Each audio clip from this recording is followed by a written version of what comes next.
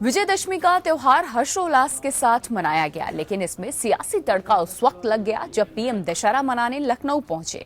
यहां अपने संबोधन को पीएम ने जय श्री राम के नारे के साथ शुरू किया और उसे जय श्री राम के साथ ही खत्म किया।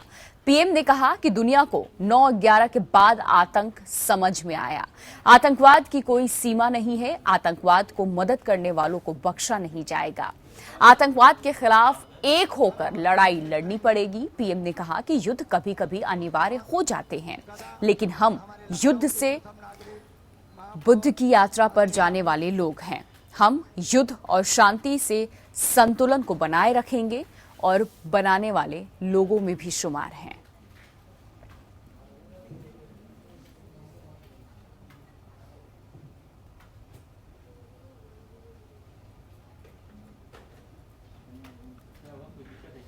आतंकवाद ये मानवता का दुश्मन है और प्रभु राम मानवता का प्रतिनिधित्व करते हैं, मानवता के उच्च मूल्यों का प्रतिनिधित्व करते हैं, मानवता के आदर्शों का प्रतिनिधित्व करते हैं, मर्यादाओं को रेखांकित करते हैं और विवेक, त्याग, तपस्या उसकी एक मिसाल हमारे बीच छोड़ करके गए। विश्व की मानवतावादी शक्तियों का आतंकवाद के खिलाफ एकजुट होना अनिवार्य हो गया है। जो आतंकवाद करते हैं उनको जड़ से खत्म करने की जरूरत पैदा हुई। जो आतंकवाद को पनाह देते हैं, जो आतंकवाद को मदद करते हैं, अब तो उनको भी बख्शा नहीं जा सकता।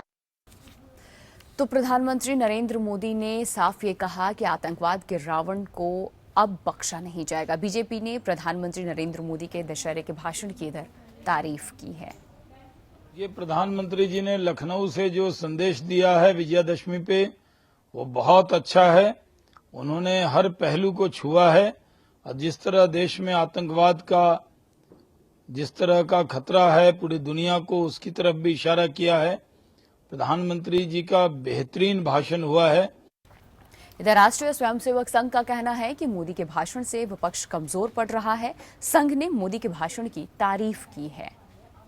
देखिए, भारत के विपक्ष को एक गूंगा और निकम्मा प्रधानमंत्री चाहिए, जो प्रधानमंत्री ना बोले ना काम करे, क्योंकि प्रधानमंत्री का बोलना और काम करना विपक्ष को कमजोर करता है। विपक्ष के पास कोई एजेंडा नहीं है। उन्होंने वहां पर वंशवाद पर आक्रमण किया कि वंशवादी राजनीति चल रही है, जातिवादी राजनीति चल रही है, क्षेत्रवादी राजनीति चल रही है। तो मुझे लगता है यह भाषण तो स्वागत योग्य है। उधर जेडीयू ने आरोप लगाया है कि मोदी का लखनऊ में रामलीला में दिया गया भाषण उत्तर प्रदेश के विधानसभा चुनाव पर केंद्रित रहा। हालांकि आतंकवाद पर मोदी के बयानों की तारीफ भी की है। अगर यही भाषण वो दिल्ली में कर देते तो निश्चित तौर पर ये एक प्रेरक भाषण के तौर पर याद किया जाता। भाषण आज भी कुल मिलाकर के काफी संतुलित और बेहतर भाषण था। और इस बीच हमारे साथ जुड़ चुके हैं सीनियर जर्नलिस्ट राजेंद्र जोशी। आइए सीधा उनका रुख कर लेते हैं उत्तराखंड से और उनसे इन तमाम खबरों पर चर्चा करते हैं। राजेंद्र जी, तमाम बातों को सुना आपने, किस तरीके से प्रधानमंत्री नरेंद्र मोदी ने कल जब लखनऊ में पहुंचे वो ऐशबाग में रामलीला भी देखा उन्होंने। इसके बाद इसके पहले ही चाहे हम सीएम अखिलेश यादव की बात करें या अन्य विपक्षियों की बात करें, वो ये कह रहे थे कि उत्तर प्रदेश में चुनाव है, इस लहजे से महज प्रधानमंत्री नरेंद्र मोदी ने इस बार उत्तर प्रदेश को चुना। अगर बिहार में चुनाव होने होते आने वाले वक्त में तो इस बार रावण दहन के लिए वो बिहार जाते। लेकिन जब कल प्रधानमंत्री नरेंद्र मोदी ने अपने भाषण की शुरुआत की, लोगों को संबोधित किया उस मंच से, तो सिर्फ और सिर्फ आतंकवाद का मुद्दा उठाया, गंदगी का मुद्दा उठाया, जो किसी पार्टी के लिए हितकारी लाभकारी नहीं है। आने वाले विधानसभा चुनाव में हर एक इंसान, हर वो आम इंसान से जुड़ा वो मुद्दा था, वो ताल्लुक रखता था जिसकी जरूरत उसे भी, और कदम से कदम मिला करके अगर वो इंसान चलेगा तो देश आगे बढ़ेगा, ना कि कोई व्यक्ति विशेष और ना तो कोई एक पार्टी।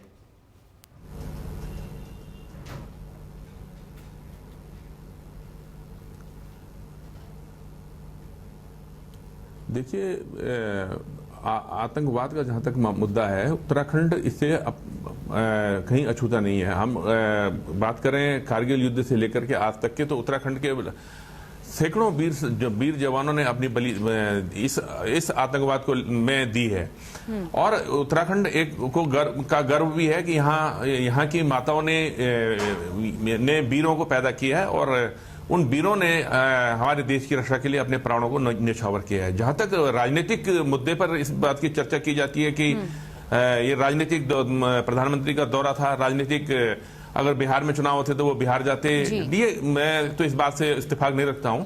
और मुख्य प्रधानमंत्री एक देश के प्रधानमंत्री, चाहे वो बिहार से बात करें, चाहे वो लखनऊ से बात करें, या वो भोपाल से बात करें, प्रधानमंत्री का एक बात निकलती है, प्रधानमंत्री जो बात कहते हैं वो पूरे देश के परिप्रेक्ष्य में कहते हैं। उन्होंने, मुझे उनकी एक बात बहुत अच्छी लगी, उन्होंने कहा कि सबसे पहले ये जो आतंकवाद का युद्ध है, ये जटायु के दौर से शुरू हुआ है, जब रामचंद्र जी सीता को लेकर के जो है रावण भाग रहा था, और उसके बाद उसने जटायु ने जो है उसका विरोध किया था।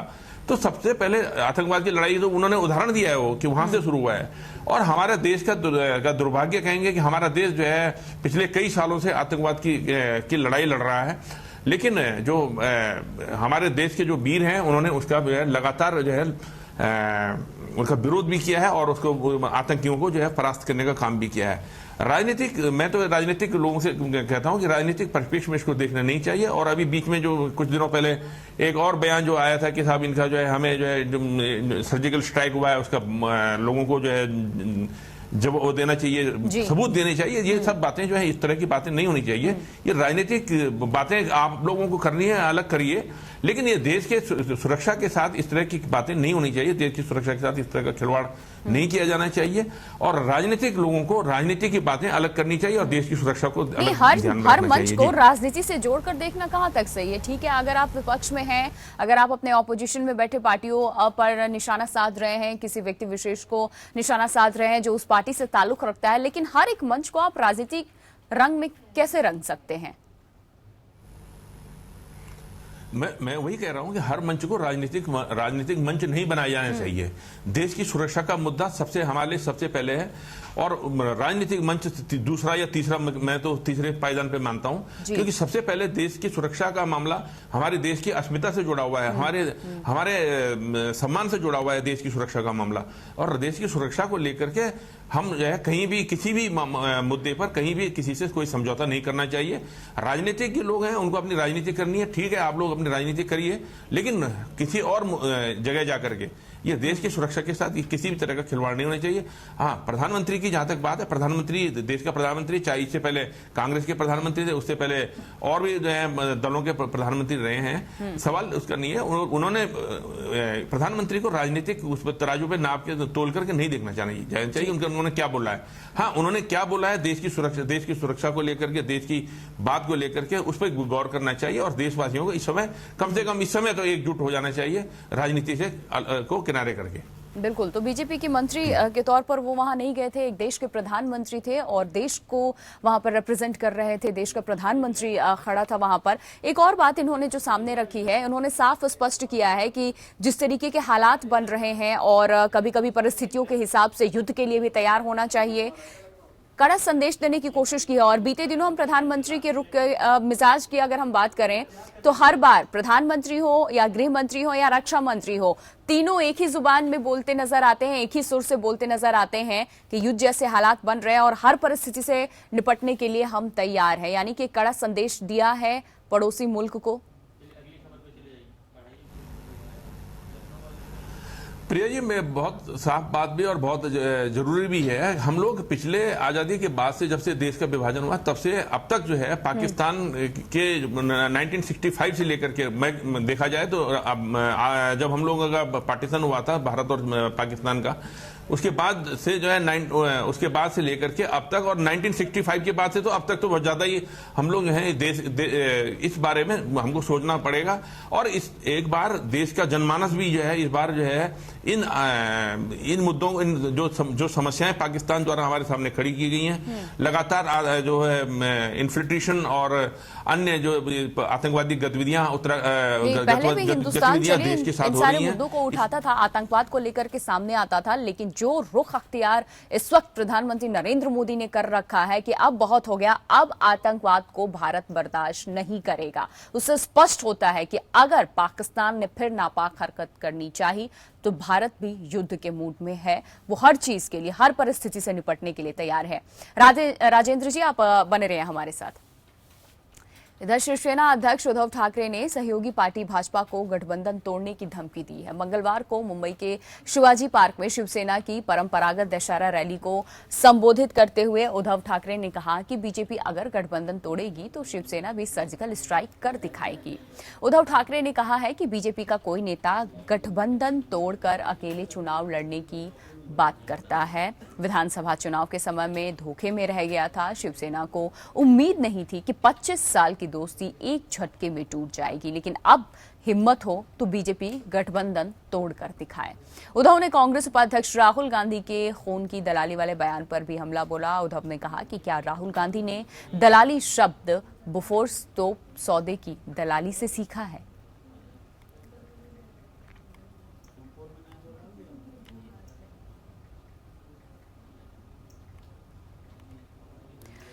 और इस खबर पर ज्यादा जानकारी के साथ हमारी सहयोगी स्वीटी जुड़ चुकी है मुंबई से। सीधा उनका रुख कर लेते हैं। स्वीटी, इस भाषण के देने के बाद, इस बयान के देने के बाद मुंबई में, महाराष्ट्र में राजनीतिक गलियारों में किस तरीके की हलचल महसूस की जा रही है? शिवसेना अध्यक्ष उद्धव ठाकरे ने साफ कहा है कि भाजपा को गठबंधन तोड़ने की यहां पर धमकी भी दे दी है कि एक मिथ था वो और उसमें हम पड़ गए थे। 25 साल पुरानी दोस्ती है, कभी ऐसा सोचा नहीं था कि भाजपा इस तरीके से हरकत करेगी।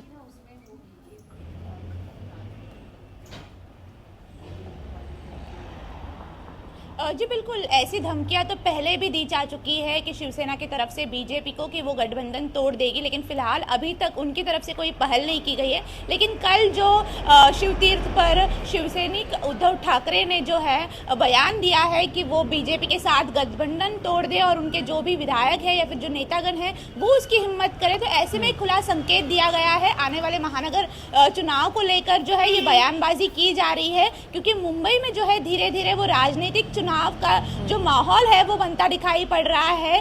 साथ ही में जो बीजेपी की तरफ से भी जो सांसद किरीट सोमैया है, उन्होंने भी कहा था कि जो महानगर पालिका के चुनाव होंगे वो शिवसेना के बगैर किए जाएंगे, क्योंकि पिछले 22 सालों से जो है शिवसेना और बीजेपी जो है गठबंधन में है और महानगर पालिका के राजनीतिक हलचल पर जो है काबिज है। तो ऐसे में इस साल के जो चुनाव होंगे उसमें शिवसेना और बीजेपी अलग अलग क्या रणनीति रखती है, ये देखना दिलचस्प होगा। हालांकि कौन कौन से वो मुद्दे हैं स्वीटी जिसको लेकर के शिवसेना और बीजेपी में कभी नहीं बनती और जिसकी वजह से ये हमेशा आमने सामने आकर के खड़े हो जाते हैं? कौन कौन से वो मुद्दे हैं?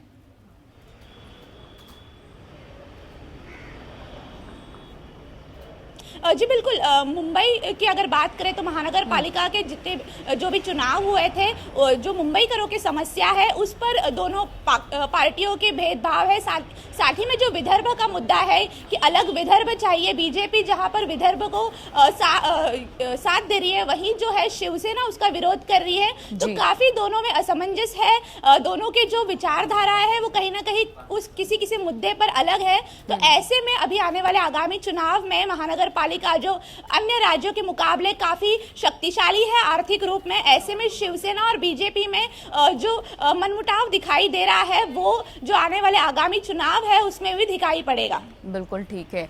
स्वीटी बने रहिए आप हमारे साथ। राजेंद्र जी भी हमारे साथ बने हुए। राजेंद्र जी, इस पूरे मामले को आप किस तरीके से देखते हैं? उद्धव ठाकरे ने साफ कहा है कि भाजपा को गठबंधन तोड़ने की उन्होंने धमकी दी है कि गठबंधन तोड़ के अकेले अपने दम पर चुनाव लड़के दिखाएं। देखिए, स्वीटी जी ने अभी बहुत सही बात कही है कि लगातार पिछले कई सालों से ये आपस में गठबंधन में करते हैं और उसके बाद गठबंधन तोड़ने की धमकी भी देते हैं और और ये राजनीतिक, इनका आपस में राजनीतिक कह सकते हैं, ये राजनीतिक इनकी मजबूरी भी है इस तरह की बात कहनी, ताकि जो है जो वोटर्स हैं उनको अपने ओर प्रभावित किया जाए। और बाकी इन लोगों का अभी तक जो गठबंधन है ये हमेशा, अभी मुझे जो लगता है अभी ये केवल धमकी है, आगे भी इनका गठबंधन चलता रहेगा, मुझे जो लगता है ये है। जी। बिल्कुल। तो चलिए, गठबंधन की सरकार जहां भी होती है, छोटी छोटी बातों को लेकर के टकराव होते ही रहता है, लेकिन खासकर बात करें बीजेपी और शिवसेना की, तो जब से महाराष्ट्र में इनकी सरकार आई है तब से हमेशा तल्खियां देखने को मिली हैं। शिवसेना बार बार उद्धव ठाकरे सामने आते हैं और उन बातों का जिक्र करते हैं, और उसके बाद बीजेपी आती है सामने, फिर डैमेज कंट्रोल करने की कोशिश करती है, क्योंकि सरकार अगर चलानी है तो गठबंधन को बरकरार रखना पड़ेगा, तभी गाड़ी पटरी पे दौड़ेगी, नहीं तो विपक्षियों को बैठे बिठाए एक और मुद्दा मिल जाएगा। बहुत बहुत शुक्रिया आपका स्वीटी, तमाम जानकारी देने के लिए इस खबर पे। और राजेंद्र जी, आप बने रहिए हमारे साथ, और यहाँ पर रुकेंगे हम एक छोटे से ब्रेक के लिए, फौरन लौटते हैं कुछ और हम खबरों के साथ में।